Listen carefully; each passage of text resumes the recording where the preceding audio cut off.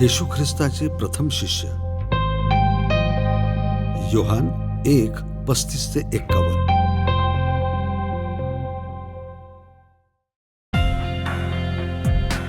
दुसऱ्या दिवशी योहान पुन्हा तिथे आले. योहानाबरोबर त्यांचे 2 शिष्य होते. योहानाने येशूला जाताना पाहून म्हटले, पहा, हा देवाचा कोकरा. योहान हे बोलत असता त्या 2 शिष्यांनी ऐकले आणि ते येशूच्या मागे गेले. येशूने मागे वळून पाहिले. ते 2 जण आपल्या मागे येत आहेत असे पाहून म्हटले, तुम्हाला काय पाहिजे? ते 2 म्हणाले, रब्बी म्हणजे गुरुजी, तुम्ही कुठे राहता? येशूने उत्तर दिले, या आणि पहा. त्या 2घांनी जाऊन पाहिलं ते कुठं राहतात. त्या दिवशी ते त्यांच्याबरोबर राहिले. त्याच वेळी सुमारे दुपारचे 4 वाजले होते. जे योहानाची गोष्ट ऐकून येशूच्या मागे गेले त्या 2घांपैकी एक शिमोन पेत्राचे भाऊ अंद्रिया होते. आणि पहाटे शिमोनाला भेटून अंद्रिया म्हणाले, आम्हाला मसीहा मिळाले आहेत, म्हणजे ख्रिस्त. आणि ते त्यांना घेऊन येशूकडे गेले. येशूने त्यांना पाहून म्हटले, तुम्ही योहानाचे पुत्र शिमोन आहात. तुम्हाला केफा म्हणतील, म्हणजे पेत्र किंवा खडक.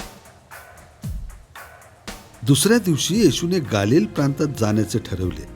तेव्हा ते फिलिपाला भेटले. येशू त्यांना म्हणाले, माझ्या मागे या. जसे आंद्रिया आणि पेत्र तसंच फिलिपही बेतसेदा या गावचे होते.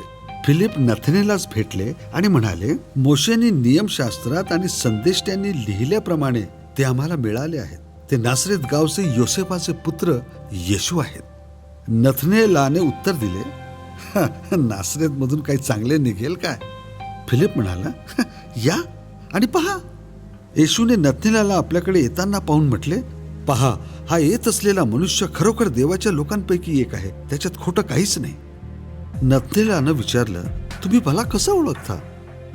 येशूने उत्तर दिलं, फिलिपने तुम्हाला बोलवण्यापूर्वीच तुम्ही अंजिराच्या झाडाखाली उभे असताना मी तुम्हाला पाहिलं.